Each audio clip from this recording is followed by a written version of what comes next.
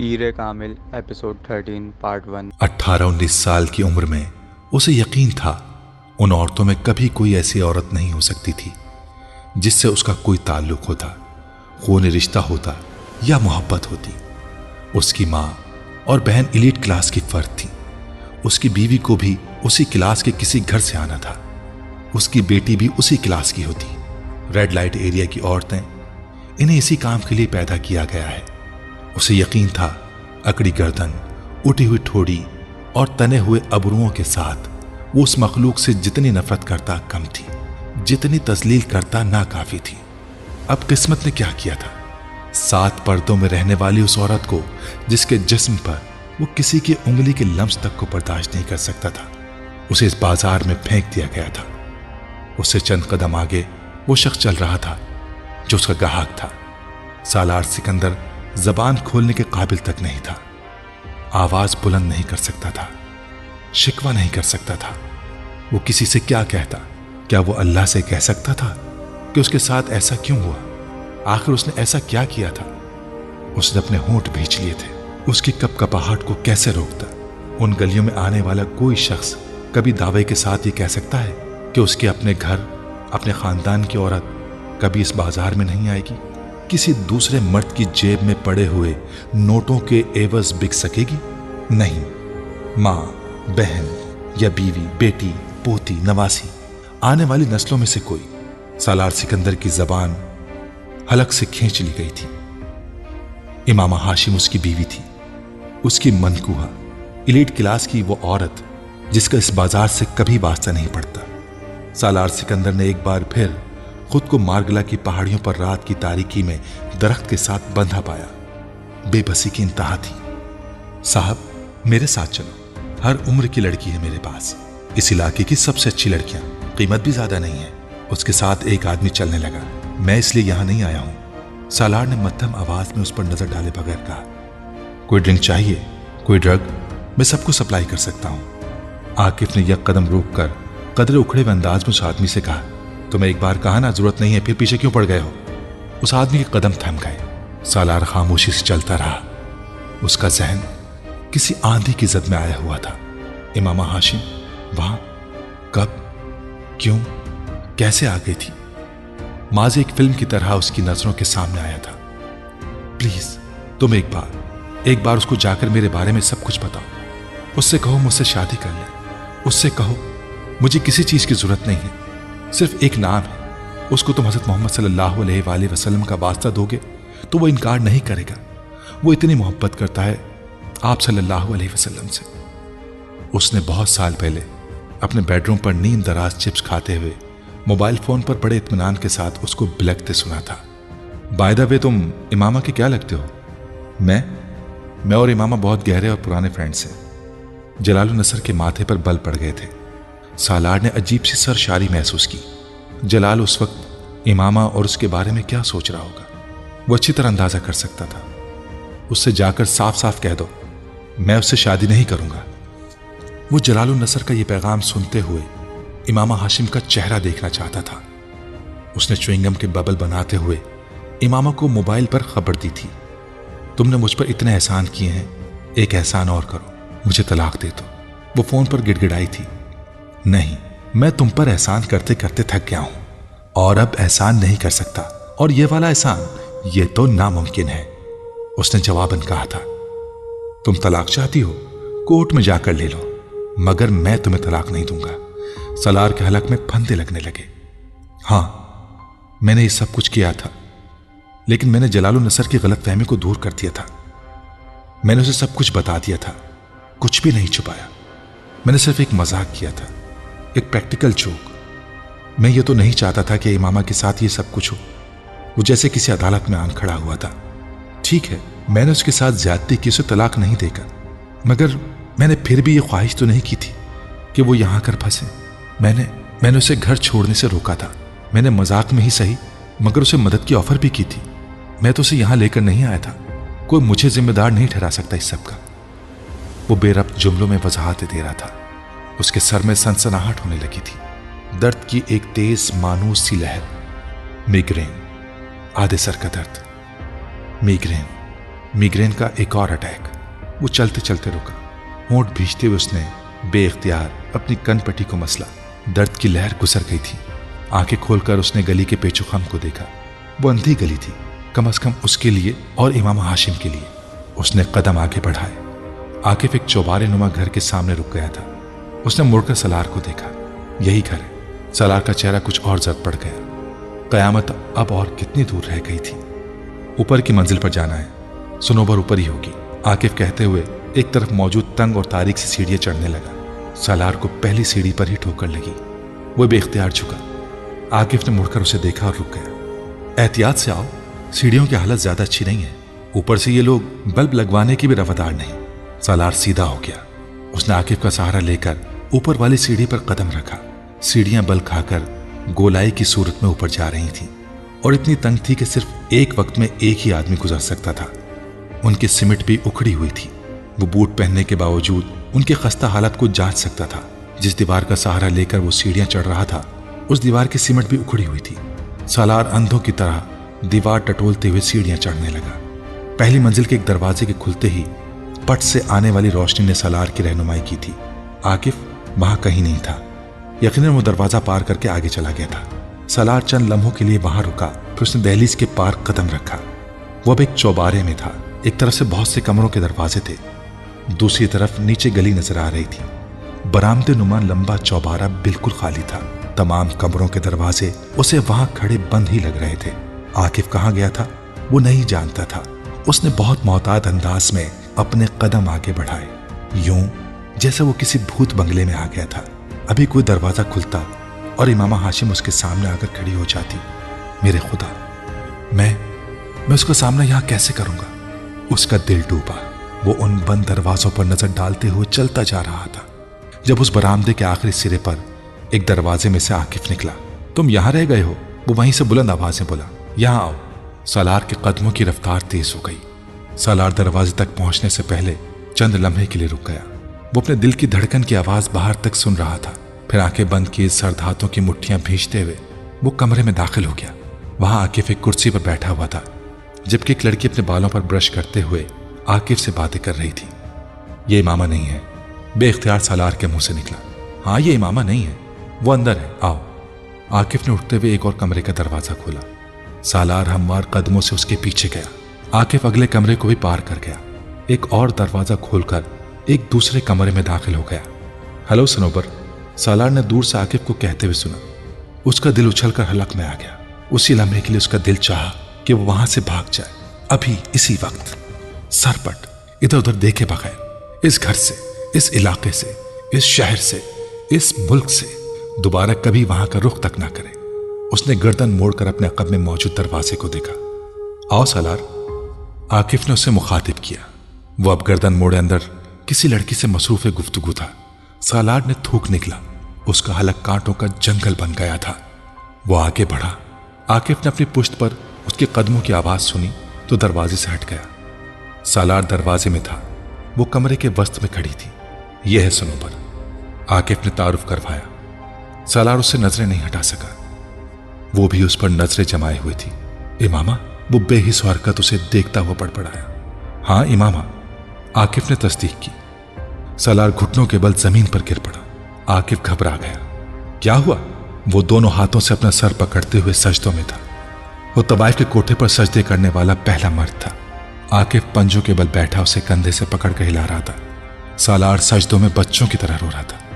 पानी, पानी लाओ। सुनोबर घबराते हुए तेजी से बेडरूम के सिरहाने पड़े जग और गिलास की तरफ गई और गिलास लेकर सालार के पास आकर खड़ी हो गई। सालार साहब, आप पानी पिए। सालार एक झटके से उठ बैठा, यूं जैसे उसे करंट लगा हो। उसका चेहरा आंसुओं से भीगा हुआ था। कुछ कहे बगैर उसने अपनी जींस की जेब से वॉलेट निकाला और पागलों की तरह उसमें से करेंसी नोट निकालकर सुनोबर के सामने रखता गया। उसने वॉलेट चंद सेकंड में खाली कर दिया था। उसमें क्रेडिट कार्ड्स के अलावा कुछ भी नहीं बचा था। फिर वो कुछ कहे बगैर उठ खड़ा हुआ और उल्टे कदमों दरवाजे की दहलीज को ठोकर लगाता हुआ बाहर निकल गया। आकिफ हक्का बक्का उसके पीछे आया। सालार, क्या हुआ है? कहां जा रहे हो? उसने सालार को कंधे से पकड़कर रोकने की कोशिश की। सालार वहशत ज़दा उससे अपने आप को छुड़ाने लगा। छोड़ो मुझे, हाथ न लगाओ, मुझे जाने दो। वो बुलंद आवाज में रोते हुए हिज़यानी अंदाज में चिल्लाया, इमामा से मिलना था तुम्हें। आकिफ ने उसे याद दिलाया, ये इमामा नहीं है, ये नहीं है इमामा हाशिम, मगर मेरे साथ जाना है तुम्हें। मैं चला जाऊंगा, मुझे तुम्हारी जरूरत नहीं है। वो उल्टे कदमों कंधा चुड़ाकर भागता हुआ कमरे से निकल गया। आकिफ जेरे लब कुछ बड़बड़ाया। उसका मूड ऑफ हो गया था।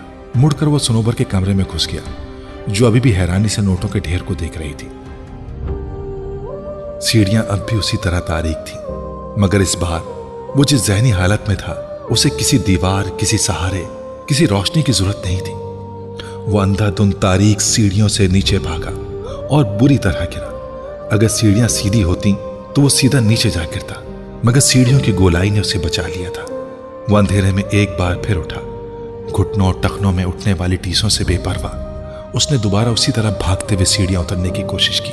चंद सीढ़ियां उतरने के बाद लगाई जाने वाली छलांग ने उसे फिर जमीन बोस किया था। इस बार उसका सर भी दीवार से टकराया। वो खुशकिस्मत था, उसकी हड्डी नहीं टूटी। शायद सीढ़ियों से गिरने के बाद नीचे वाली सीढ़ियों पर आ गया था। सामने गली की रोशनी नजर आ रही थी। वो सीढ़ियों से निकल आया था, मगर आगे नहीं जा सका। चंद कदम आगे चलकर उस घर के बाहर थड़े पर बैठ गया। उसे मतली महसूस हो रही थी। सर को थामते हुए उसे बेइख्तियार उबकाई आई। वो थड़े पर बैठे बैठे झुक गया था। वो उबकाइयां करते हुए भी उसी तरह रो रहा था। गली में से गुजरने वाले लोगों के लिए ये सीन नया नहीं था। यहाँ बहुत से शराबी और नशई जरूरत से ज्यादा नशा इस्तेमाल करने के बाद यही सब कुछ किया करते थे। सिर्फ सालार का लिबास और हुलिया था जो उसे कुछ मुहज्जिब दिखाई दे रहा था, और उसके आंसू और वावेला किसी तवाइफ की बेवफाई का नतीजा था। शायद तवाइफ का कोठा हर किसी को रास नहीं आता। गुजरने वाले तंजिया मुस्कुराहट के साथ उसे देखते हुए गुजर रहे थे। कोई उसके पास नहीं आया था। इस बाजार में हालो अहवाल जानने का रवाज नहीं था। आकिफ नीचे नहीं आया था। आता तो शायद सालार के पास रुक जाता। इमामा हाशिम वहां नहीं थी। सनोबर इमामा हाशिम नहीं थी। कितना बड़ा बोझ उसके कांधों से उठा लिया गया था। कैसी अजियत से उसे बचा लिया गया था। तकलीफ देकर उसे आगाही नहीं दी गई, सिर्फ तकलीफ का एहसास देकर उसे आगाही से शनासा कर दिया गया था। उसे वहां ना देखकर वो इस हालत में जहां पहुंचा था, वो उसे वहां देख लेता तो उस पर क्या गुजरती। उसे अल्लाह से खौफ आ रहा था, बेपनाह खौफ। वो किस कदर ताकतवर था, क्या नहीं कर सकता था। वो किस कदर मेहरबान था, क्या नहीं करता। इंसान को इंसान रखना उसे आता था, कभी गजब से, कभी एहसान से। वो उसे उसके दायरे में ही रखता था। उसे कभी अपनी जिंदगी के उस स्याह बाप पर इतना पछतावा, इतनी नफरत नहीं हुई जितनी उस वक्त हो रही थी। क्यों आता था मैं यहां पर? क्यों खरीदता था मैं उन औरतों को? क्यों गुनाह का एहसास मेरे अंदर नहीं जागता था? वो चबूतरे पर बैठा दोनों हाथों से सर पकड़े बिलख रहा था। अब जब मैं ये सब कुछ छोड़ चुका हूं तो अब क्यों ये तकलीफ, ये चुभन हो रही है मुझे? मैं जानता हूं मुझे अपने हर अमल के लिए जवाबदेह होना है, मगर ये हिसाब यहां इस तरह ना ले। जिस औरत से मैं मोहब्बत करता हूं उसे कभी बाजार में ना फेंक। वो रोते हुए रुका। कौन सा इंकिशाफ कहां हो रहा था? मोहब्बत। वो गली से गुजरते लोगों को देखते हुए बेयकीनी से बड़बड़ाया, क्या मैं उससे मोहब्बत करता हूं? कोई लहर उसके सर से पैरों तक गुजरी थी। क्या ये तकलीफ सिर्फ इसलिए हो रही है मुझे कि मैं उसके चेहरे पर साए लहराए थे? क्या वो मेरा पछतावा नहीं है, कुछ और है? उसे लगा वो वहां से कभी नहीं उठ पाएगा। तो ये पछतावा नहीं, मोहब्बत है जिसके पीछे मैं भागता फिर रहा हूं। उसे अपना जिस्म रेत का बना हुआ लगा। इमामा फांस नहीं है, रोग है। आंसू अब भी उसके गालों पर बह रहे थे, और उस बाजार में उस औरत की तलाश में उठते मेरे कदमों में लर्जिश इसलिए थी क्योंकि मैंने उसे अपने दिल के अंदर कहीं बहुत ऊंची जगह रखा था, वहां जहां खुद मैं भी उसको महसूस नहीं कर पा रहा था। चेकमेट। 150 प्लस IQ लेवल का वो मर्द मुंह के बल जमीन पर गिर गया था। वो एक बार फिर फूट फूट कर रोने लगा। कौन सा जख्म था जो वहां बैठा हरा हो रहा था? कौन सी तकलीफ थी जो उसे सांस लेने नहीं दे रही थी? आईने ने उसे कहां बरहना किया था? उसे क्या याद था, क्या लिया था? वो उठकर वहां से चलने लगा, उसी तरह बिलक बिलक कर रोते हुए। उसे खुद पर काबू नहीं था। उसे पास से गुजरने वालों की नजरों की भी परवाह नहीं थी। उसे अपने वजूद से कभी जिंदगी में इतनी नफरत महसूस नहीं हुई थी जितनी उस वक्त हो रही थी। वो रेड लाइट एरिया की उस जिंदगी का सबसे सियाबाब था, ऐसा सियाबाब जिसे वो खुरच कर अपनी जिंदगी से अलहदा नहीं कर पाया था। वो एक बार फिर उसकी जिंदगी में आकर खड़ा हो गया था। कई साल पहले वहां गुजारी गई रातें अब बलाओं की तरह उसे घेरे हुई थीं। वो उनसे फरार हासिल नहीं कर पा रहा था और अब जिस खौफ ने उसे अपने हिसार में लिया था वो तो, अगर इमामा इस बाजार में आ गई होती तो सुनो पर इमामा हाशिम नहीं थी मगर कोई और। उसके सर में दर्द की एक लहर उठी। मिग्रेन अब शिद्दत इख्तियार करता चाह रहा था। उसका जहन बैठ गया था। गाड़ियों के हॉर्न और लाइट्स ने उसके दर्द को और बढ़ा दिया था। फिर उसका जहन किसी तारीकी में उतर गया था। उसने हल्का सा कहकहा लगाया, फिर कुछ कहा। एक दूसरी आवाज ने जवाबन कुछ कहा। सालार सिकंदर के आवाज आहिस्ता आहिस्ता काम करने लगे थे। मुजमहिल थकन सा था मगर आवाजों को शनाख्त करता हुआ जहन। बहुत आहिस्ता आहिस्ता उसने आंखें खोली। उसे हैरानी नहीं हुई, उसे यही होना चाहिए था। वो हॉस्पिटल या किसी क्लिनिक के कमरे में एक बेड पर था, बेहद नर्म और आरामदेह बेड। उससे कुछ फासले पर फुरकान किसी दूसरे डॉक्टर के साथ हल्की आवाज में बात कर रहा था। सालार ने एक गहरा सांस लिया। फुरकान और दूसरे डॉक्टर्स ने गर्दन मोड़कर बातें करते उसे देखा, फिर दोनों उसकी तरफ चले आए। सालार ने एक बार फिर आंखें बंद कर ली। आंखें खुला रखना उसके लिए मुश्किल लग रहा था। फुरकान ने पास आकर नरमी से उसके सीने को थपथपाया। कैसे हो अब सालार? सालार ने आंखें खोल दी। उसने मुस्कुराने की कोशिश नहीं की, सिर्फ चंद लम्हे खाली उस जहनी के आलम में उसे देखता रहा। फाइन, उसने कहा। दूसरा डॉक्टर उसकी नब्ज देखने में मसरूफ था। सालार ने एक बार फिर आंखें बंद कर ली। फुरकान और दूसरा डॉक्टर आपस में एक बार फिर गुफ्तगू में मसरूफ थे। उसे उस गुफ्तगू में कोई दिलचस्पी नहीं थी। उसे किसी भी चीज में कोई दिलचस्पी महसूस नहीं हो रही थी। बाकी सब कुछ वैसा ही था।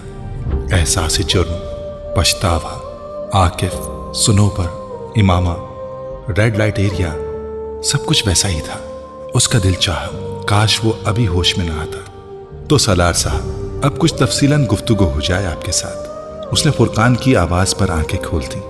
वो उसके बेड के बिल्कुल करीब एक स्टूल पर बैठा हुआ था। दूसरा डॉक्टर बाहर जा चुका था। सालार ने अपनी टांगों को समेटने की कोशिश की। उसके मुंह से कराह निकली। उसके टखने और घुटनों में शदीद दर्द हो रहा था। उसकी टांगों पर कंबल था। वो उन्हें नहीं देख सकता मगर उसको अंदाजा था कि उसके टखने और घुटने पर कुछ लिपटा हुआ था। वो अपने कपड़ों में भी नहीं था बल्कि मरीजों के मखसूस लिबास में था। क्या हुआ है? सालार ने बेइख्तियार कराह कर टांग सीधी करते हुए कहा। स्प्रेंड एंकल, दोनों घुटनों और काफ पर कुछ खराशें और सूजन मगर खुशकिस्मती से कोई फ्रैक्चर नहीं। बाजुओं और कोहनियों पर भी कुछ ब्रूजेस, खुशकिस्मती से फिर कोई फ्रैक्चर नहीं। सर के बाएं हिस्से में कुछ छोटा सा कट, थोड़ी सी ब्लीडिंग मगर सिटी स्कैन के मुताबिक कोई सीरियस इंजरी नहीं। सीने पर भी रगड़ की वजह से मामूली खराशें। जहां तक तुम्हारे सवाल का ताल्लुक है कि क्या हुआ है, तो ये तुम बताओ कि क्या हुआ है। फुरकान किसी माहिर डॉक्टर की तरह बात करते हुए बोला। सालार चुपचाप उसे देखता रहा। मैं पहले समझता रहा कि मिग्रेन का अटैक इतना शदीद था कि तुम बेहोश हो गए, मगर बाद में तुम्हारा चेकअप करने पर मुझे अंदाजा हुआ कि ऐसा नहीं था। क्या किसी ने हमला किया था तुम पर? वो अब संजीदा था।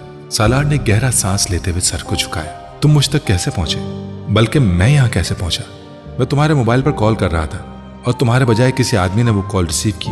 वो उस वक्त फुटपाथ पर तुम्हारे करीब था, तुम्हें होश में लाने की कोशिश कर रहा था। उसने मुझे तुम्हारी हालत के बारे में बताया। अच्छा आदमी था। मैंने उससे कहा कि वो तुम्हें किसी टैक्सी में करीबी हॉस्पिटल ले जाए। वो ले गया। फिर मैं वहां पहुंच गया और तुम्हें यहां ले आया। अभी क्या दिक्कत है? सुबह के 6 बज रहे हैं। समीर ने तुम्हें रात को पेन किलर्स दिए, इसीलिए तुम अभी तक सो रहे थे। फुरकान को बात करते करते एहसास हुआ कि वो दिलचस्पी नहीं ले रहा। उसकी नजरों में एक अजीब सी सर्द महरी महसूस हुई थी, यूं जैसे फुरकान किसी तीसरे शख्स की हालत के बारे में बता रहा था। तुम मुझे दोबारा, सालार ने उसे खामोश होते देखकर कहना शुरू किया, फिर कदरे उलझन आमेज अंदाज में रुका। आंखें बंद की जैसे जहन पर जोर दे रहा हो। हाँ, कोई ट्रंकुलाइजर दे दो, मैं बहुत लंबी नींद सोना चाहता हूं। सो जाना, मगर ये तो बताओ हुआ क्या था? कुछ नहीं, सालार ने बेजारी से कहा। माइग्रेन, और मैं फुटपाथ पर गिर पड़ा। गिरने से चोटें लग गईं। फुरकान ने उसे गौर से देखा।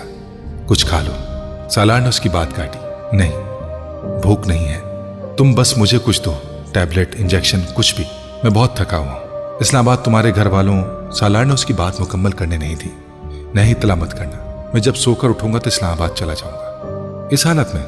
तुमने कहा है मैं ठीक हूं। ठीक हो, मगर इतने भी ठीक नहीं हो।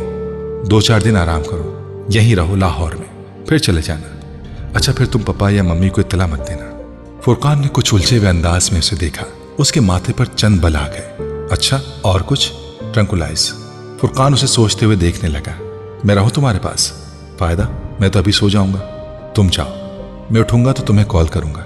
उसने बाजुओं के साथ अपनी आंखें ढांप लीं। उसके अंदाज में मौजूद रूखेपन और सर्द महरी ने फुरकान को कुछ परेशान किया। उसका रवैया बहुत एबनॉर्मल था। मैं समीर से बात करता हूं, मगर ट्रंकुलाइजर चाहिए तो पहले तुम्हें कुछ खाना होगा, फुरकान ने उठते हुए 2 टोक अंदाज में कहा। सालार ने आंखों से बाजू नहीं हटाया। दोबारा उसकी आंख जिस वक्त खुली उस वक्त शाम हो रही थी। कमरा खाली था, उसके पास कोई भी नहीं था। जिस्मानी तौर पर सुबह से ज्यादा थकावट महसूस कर रहा था। अपनी टांगों से कंबल परे हटाकर उसने लेटे लेटे बाएं टखने और घुटनों में उठती टीसों को नजरअंदाज करते हुए टांगों को सुकेड़ लिया। उसे अपने अंदर एक अजीब सी घुटन महसूस हो रही थी। इतनी घुटन जैसे किसी ने उसके सीने को जकड़ लिया हो। वो उसी तरह लेटे लेटे छत को घूर रहा था। फिर जैसे उसे कोई ख्याल आया। वो होटल आकर अपना सामान पैक कर रहा था जब फुरकान ने दरवाजे पर दस्तक दी। सालार ने दरवाजा खोल दिया। फुरकान को देखकर वो हैरान हुआ। उसे अंदाजा नहीं था कि वो इतनी जल्दी उसके पीछे आ जाएगा। अजीब इंसान हो तुम सालार, फुरकान उसे देखते ही नाराजी से बोलने लगा। यूं किसी को बताए बगैर समीर के क्लिनिक से चले आए, मुझे परेशान कर दिया, ऊपर से मोबाइल भी ऑफ कर रखा है। सालार ने कुछ नहीं कहा। वो लंगड़ा था। वह एक बार फिर अपने बैग के पास आया जिसमें वो अपनी चीजें पैक कर रहा था। तुम जा रहे हो? फुरकान बैग देखकर चौंका। हाँ, सालार ने एक लफ्जी जवाब दिया। कहां? सालार ने बैग की जिप बंद कर दी और बेड पर बैठ गया। इस्लामाबाद। फुरकान उसके सामने सोफे पर आकर बैठ गया। नहीं, सालार ने उसे देखते हुए कहा। फिर? कराची जा रहा हूं। किस लिए? फुरकान ने हैरानी से पूछा। फ्लाइट है मेरी, पेरिस की। पेरिस की? हाँ, 4 दिन बाद है तुम्हारी फ्लाइट। अभी जाकर क्या करोगे? फुरकान उसे देखने लगा। समीर का अंदाजा ठीक था। उसके चेहरे के तासुरात बेहद अजीब थे। काम है मुझे वहां। क्या काम है? वो जवाब देने के बजाय बेड पर बैठा पलकें झपकाए बगैर चुपचाप उसे देखता रहा। फुरकान साइकोलॉजिस्ट नहीं था, फिर भी सामने बैठे हुए शख्स की आंखों को पढ़ने में उसे कोई मुश्किल नहीं हुई। सालार की आंखों में कुछ भी नहीं था, सिर्फ सर्द महरी थी, यूं जैसे वो किसी को जानता ही ना हो, उसे और अपने आप को भी। वो डिप्रेस था। फुरकान को कोई शुबा नहीं था, मगर उसका डिप्रेशन उसे कहां ले जा रहा था, फुरकान ये जानने से कासिर था। तुम्हें आखिर परेशानी क्या है सालार? वो पूछे बगैर नहीं रह सका। सालार ने तवक्कुफ किया, फिर कंधे झटके। कोई परेशानी नहीं है। तो फिर? सालार ने फुरकान की बात काट दी। तुम जानते हो मुझे माइग्रेन है, कभी कभार इस तरह हो जाता है मुझे। मैं डॉक्टर हूं सालार, फुरकान ने संजीदगी से कहा। माइग्रेन कोई मुझसे ज्यादा बेहतर नहीं जानता। ये सब कुछ माइग्रेन की वजह से नहीं था। तो तुम बताओ और क्या वजह हो सकती है? सालार ने उल्टा उससे सवाल किया। किसी लड़की का प्रॉब्लम है? सालार पल के झपक नहीं सका। फुरकान कहां जा पहुंचा था?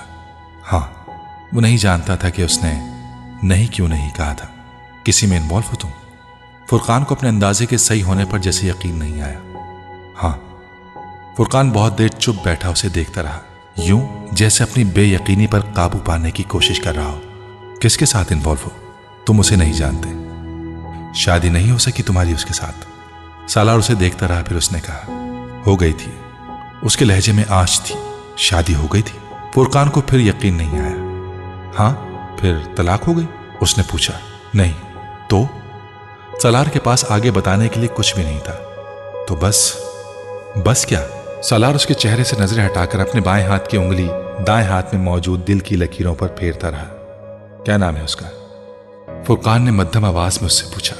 वो एक बार फिर इस तरह की लकीर को छूते हुए बहुत देर तक खामोश रहा, बहुत देर। फिर उसने कहा, इमाम हाशिम। फुरकान ने बेइख्तियार सांस लिया। उसे अब समझ में आया कि वो उसकी छोटी बेटी को ढेरों के हिसाब से तोहफे क्यों दिया करता था। पिछले कुछ अरसे में जब से सालार से उसकी शनासाई हुई थी और सालार का उसके घर आना जाना शुरू हुआ था, सालार और इमामा की बहुत दोस्ती हो गई थी। वो पाकिस्तान से जाने के बाद भी उसे वहां से कुछ न कुछ भिजवाता रहता था, मगर फुरकान को अक्सर सिर्फ एक बात पर हैरानी हुई थी, तो कभी इमामा का नाम नहीं लेता था और वो खुद कभी उससे बात करता तो उसे नाम के बगैर मुखातिब करता रहता। फुरकान को चंद एक बार ये बात महसूस हुई थी, मगर उसने नजरअंदाज कर दिया था। लेकिन अब इमामा हाशिम का नाम सुनकर वो जान गया था कि वो क्यों उसका नाम नहीं लेता था। वो अब रुक रुक कर बेरब्त जुमलों में मध्यम आवाज में उसे अपने और इमामा के बारे में बता रहा था। फुरकान दम साधे सुन रहा था। जब वो कुछ बताने के बाद खामोश हुआ तो देर तक फुरकान भी कुछ बोल नहीं सका। उसकी समझ में नहीं आ रहा था कि वो क्या कहे, तसल्ली दे या फिर कुछ और कहे, कोई नसीहत, तुम उसे भूल जाओ। उसने बिलाखिर कहा, सोच लो कि वो जहां भी है खुश है और महफूज है। जरूरी नहीं कि उसके साथ कोई सानहा ही हुआ हो सकता है वो बिल्कुल महफूज हो। फुरकान कह रहा था, तुमने उसकी मदद की जिस हद तक तुम कर सकते थे। पछतावों से अपने आप को निकाल लो, अल्लाह मदद करता है। तुम्हारे बाद हो सकता है उसे तुमसे बेहतर कोई और मिल गया हो। तुम क्यों इस तरह के वहम लिए बैठे हो? मैं नहीं समझता कि जलाल से उसकी शादी ना होने की वजह तुम थे। जो कुछ तुमने जलाल के बारे में बताया, मेरा अंदाजा यही है कि वो किसी सूरत में इमामा से शादी नहीं करता, चाहे तुम बीच में आते या ना आते, कोशिश करते या ना करते। जहां तक इमामा को तलाक ना देने का सवाल है, उसे चाहिए था कि वो तुमसे दोबारा राब्ता करती। वो ऐसा करती तो यकीनन तुम उसे तलाक दे देते। अगर इस मामले में तुमसे गलती हुई भी है तो अल्लाह तुम्हें माफ करेगा, क्योंकि तुम पछता रहे हो, तुम अल्लाह से माफी भी मांगते आ रहे हो। ये काफी है। मगर इस तरह डिप्रेशन का शिकार होने से क्या होगा? सालार की खामोशी से उसे उम्मीद बंधी कि शायद उसकी कोशिश रंग ला रही थी। मगर एक लंबी तकरीर के बाद जब वो खामोश हुआ तो सालार उठकर अपना ब्रीफ केस खोलने लगा। क्या कर रहे हो? फुरकान ने पूछा। मेरी फ्लाइट का टाइम हो रहा है। वो अब अपने ब्रीफ केस में से कुछ पेपर निकाल रहा था। फुरकान की समझ में नहीं आया कि वो उसे क्या कहे। वो पिछले कई सालों में कई बार पाकिस्तान आता जाता रहा था। उसे कभी वापस जाते हुए इस किस्म की कैफियत का शिकार नहीं होना पड़ा था जिस किस्म की कैफियत का शिकार वो इस बार हुआ था। जहाज के टेक ऑफ होते वक्त एक अजीब सा खालीपन था जो उसने अपने अंदर उतरते हुए महसूस किया था। उसने जहाज की खिड़की से बाहर झांका। बहुत दूर तक फैले हुए इस खित्ते में कहीं इमामा हाशिम नाम की एक लड़की भी थी। वो वहां रहता तो कभी कहीं किसी वक्त किसी रूप में वो उसे नजर आ जाती, उसे मिल जाती, या कोई ऐसा शख्स उसे मिल जाता जो उससे वाकिफ होता। लेकिन अब वो जहां जा रहा था उस जमीन पर इमामा हाशिम कहीं नहीं थी। कोई इत्तफाक भी उन दोनों को आमने सामने नहीं ला सकता था। वो एक बार फिर एक लंबे अरसे के लिए इम्कान को छोड़कर जा रहा था। वो जिंदगी में कितनी बार इम्कान को छोड़कर जाता रहेगा। 10 मिनट के बाद पानी से ट्रैंकुलाइजर को निगलते हुए उसे एहसास हो रहा था कि वो जिंदगी में कहीं भी नहीं खड़ा था। वो जिंदगी में कभी भी नहीं खड़ा हो पाएगा। उसके पैरों के नीचे जमीन कभी नहीं आ सकेगी। 7वीं मंजिल पर अपने अपार्टमेंट का दरवाजा खोलते हुए भी उसे एहसास हो रहा था कि वो वहां नहीं जाना चाहता था, वो कहीं और जाना चाहता था। कहां? उसने अपार्टमेंट के दरवाजे को लॉक किया, लाउंज में पड़े टीवी को ऑन किया। CNN पर न्यूज बुलेटिन आ रहा था। उसने अपने जूते और जैकेट उतार कर दूर फेंक दिए, फिर रिमोट लेकर सोफे पर लेट गया। खाली उस जहनी के आलम में वो चैनल बदलता रहा। एक चैनल से गूंजती आवाज ने उसे रोक दिया। एक गैर मारूफ सा गुलकार कोई गजल गा रहा था। मेरी जिंदगी तो फिराक है, वो अजल से दिल में मकी सही, वो निगाह शौक से दूर हैं, रगे जां से लाख करी सही। उसने रिमोट अपने सीने पर रख दिया। गुलकार की आवाज बहुत खूबसूरत थी, या फिर शायद वो उसके जज्बात को अल्फाज दे रहा था। हमें जान देनी है एक दिन, वो किस तरह, वो कहीं सही, हमें आप खींचे दर पर, जो नहीं कोई तो हम ही सही। शायरी, क्लासिक म्यूजिक, पुरानी फिल्में, इंस्ट्रूमेंटल म्यूजिक, उसे इन तमाम चीज़ों की वर्थ का अंदाज़ा पिछले कुछ सालों में ही होना शुरू हुआ था। पिछले कुछ सालों ने उसकी मौसीकी के इंतखाब को बहुत आला कर दिया था, और उर्दू गज़लें सुनने का तो उसने कभी ख्वाब में भी नहीं सोचा था। सरे तूर हो, सरे हश्र हो, हमें इंतज़ार कबूल है, वो कभी मिलें, वो कहीं मिलें, वो कभी सही, वो कहीं सही। उसे एक बार फिर इमामा की याद आई। उसे हमेशा वो याद आती थी। पहले वो सिर्फ तन्हाई में याद आती थी, फिर वो हुजूम में भी नजर आने लगी। वो मोहब्बत को पछतावा समझता रहा। ना हो उन पे जो मेरा बस नहीं, कि ये आशिकी है हवस नहीं, मैं उन्हीं का था, मैं उन्हीं का हूं, वो मेरे नहीं तो नहीं सही। सालार एकदम सोफे से उठकर खिड़कियों की तरफ चला गया। 7वीं मंजिल पर खड़े वो रात को रोशनियों के ओट में देख सकता था। अजीब वहशत थी जो बाहर थी, अजीब आलम था जो अंदर था। वो जो फैसला वो सुनाइए, उसे हशर पर ना उठाइए। जो करेंगे आप सितम वहां, वो अभी सही, वो यहीं सही।